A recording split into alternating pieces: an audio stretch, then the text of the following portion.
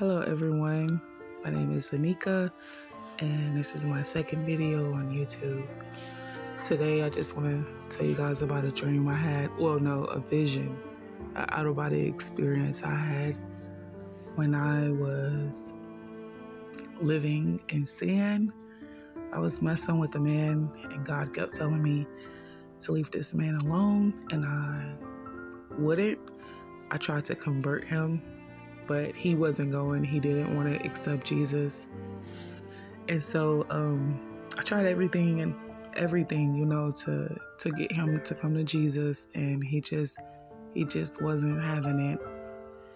And so God kept warning me about being with this man. God kept telling me like the devil was gonna be able to attack me and my family if I continued to deal with this man, because he was like a doorway. So I didn't listen and I continued to mess with him, and he was a great guy. Like he didn't drink, he didn't party, he didn't smoke, he didn't do anything. Like he played video games, but that's it. And he treated me really well, but he just didn't want to choose Jesus. So I continued to mess with him, and then God gave me this dream. And in this dream, I was driving on my way home, and I saw like this huge dark tornado. It was like super black.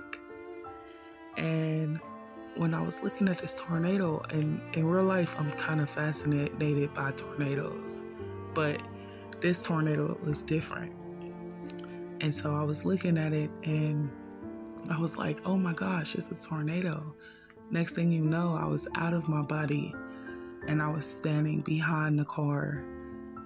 And next thing you know, the car just says, screw. It took off and it hit the bridge and it flipped over and fell off the bridge onto the highway.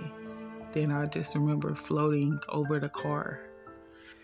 And so, in saying that, and the thing about that is I had no knowledge of God.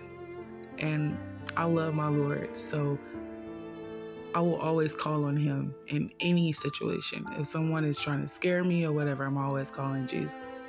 But in that situation, I had no knowledge of God.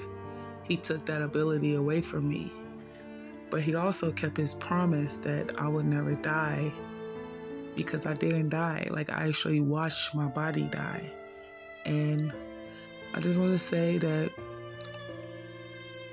God, when he tells you to do something, do it. Because I continued to still mess. At that point, that dream kind of shook me, or vision, whatever it was, it shook me.